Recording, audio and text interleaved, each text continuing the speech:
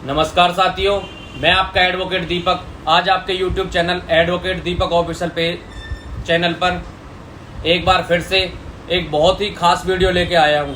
दोस्तों, मेरे पास कुछ लोगों के ऐसे मैसेज आ रहे थे कि जिनकी वाइफ, जिनकी पत्नियां उन पे झूठे मुकदमे लगाकर अपने मायके में बैठी हैं और ना ही उनसे डिवोर्स लेती हैं और उनसे अलग अलग चीज़ की डिमांड करती हैं, तो उन पत्नियों से कैसे डिवोर्स ले सकते हैं और कैसे उनसे दूर हो सकते हैं। तो मैं इस वीडियो के माध्यम से आज मैं आपको बताऊंगा कि आप किस किस सेक्शन की वजह से कोर्ट से डिवोर्स ले सकते हैं। तो कृपया इस वीडियो को पूरी सुने और स्किप ना करें, ध्यान से देखें। तो दोस्तों, आइए शुरू करते हैं।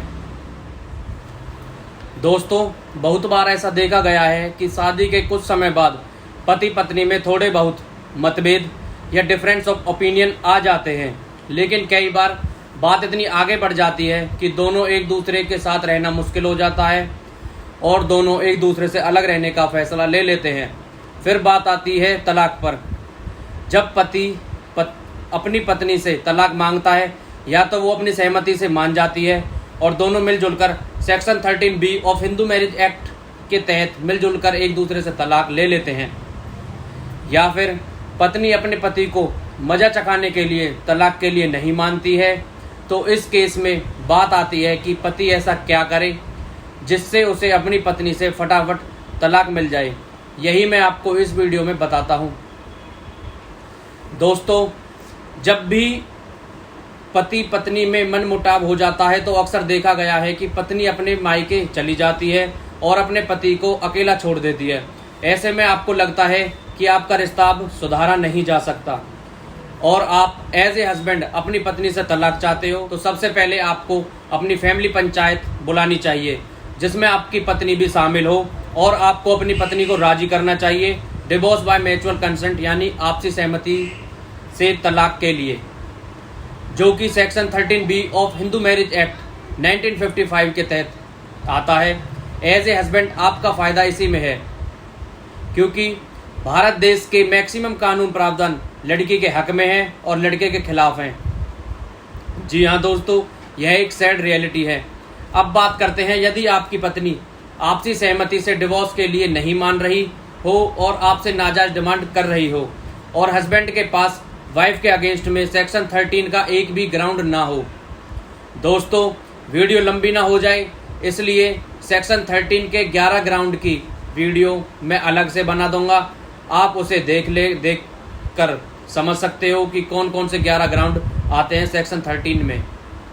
यदि पति को पता है कि उसके पास 11 ग्राउंड में से एक ग्राउंड है, पर वह कोर्ट में किसी भी हालत में वह ग्राउंड अपनी पत्नी के सामने नहीं रख सकता, तो फिर उसे सेक्शन 13 के बजाय section 9 of Hindu marriage act 1955 के तहत कोर्ट में पेटिशन लगानी चाहिए। सेक्शन 9 है रेस्टिट्यूशन ऑफ कंजुगल राइट्स, जो कि अपनी पत्नी को वापस अपने पास बुलाने के लिए होता है, और इसलिए सेक्शन 9 के केस को घर बसाने का केस भी कहा जाता है। इसके तहत एडिशनल प्रिंसिपल जज या प्रिंसिपल जज वाइफ को ऑर्डर करेगा पत्नी को अपने पति के पास लौटने के लिए, और यदि पत्नी 1 साल तक अपने पति के पास नहीं लौटती है तो यह एक खुद ग्राउंड बन जाता है, सेक्शन ग्राउंड बन जाता है पति के डिवोर्स लेने के लिए, जिसका यूज करके पति अपनी पत्नी से तलाक मांग सकता है और कोर्ट में डिवोर्स का केस फैमिली कोर्ट में फाइल कर सकता है। यहाँ मैं आपको बताना चाहूँगा कि आप एज ए हस्बैंड सेक्शन 9 या सेक्शन 13 एक बार में एक ही सेक्शन यूज कर सकते हो। किस पेटिशन में आपको केस फाइल करना है मैंने आपको अच्छे से एक्सप्लेन कर दिया है। अब आता है एक और महत्वपूर्ण बात। आप एज ए हस्बैंड जब भी अपनी पत्नी से केस डालेंगे तो पूरे चांसेस हैं कि आपकी पत्नी भी आप पर बहुत सारे झूठे केसेस भी डालेगी, जैसे section 498 Indian penal code 1860, section 125 code of criminal procedure 1973, domestic violence act 2005 इत्यादि। अब आपको एज ए हस्बैंड यह देखना होगा कि क्या आपके पास कोई ऐसा ठोस कारण या ग्राउंड है भी या नहीं जिससे आप तलाक लेना चाहते हैं।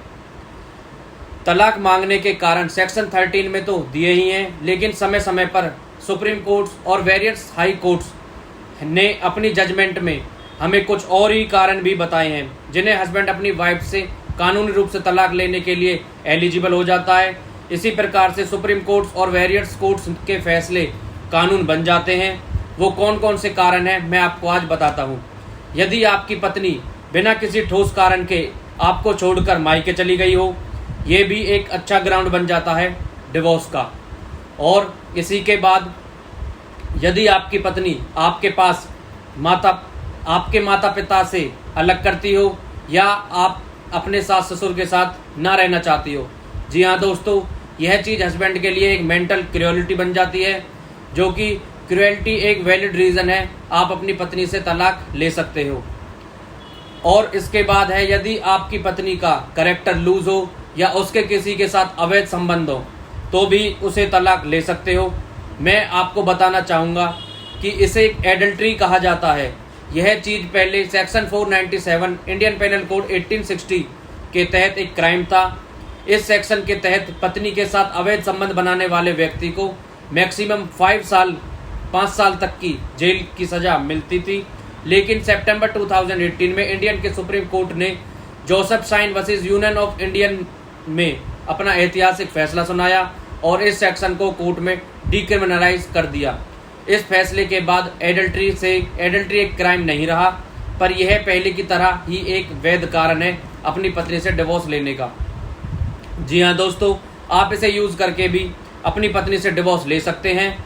इसके बाद सुप्रीम कोर्ट ने अपनी एक जजमेंट में यह भी बताया है कि यदि आपकी पत्नी आपसे छोटी छोटी बात पे झगड़ा करती है तो यह भी एक अच्छा ग्राउंड बन जाता है अपनी पत्नी से तलाक लेने का। इसके बाद है, यदि आपकी पत्नी बहुत ज़्यादा शक्की हो और छोटी छोटी चीज़ों में अपने पति के चरित्र या कैरेक्टर पर शक करती हो तो भी ये एक वैध कारण है डिवोर्स लेने का।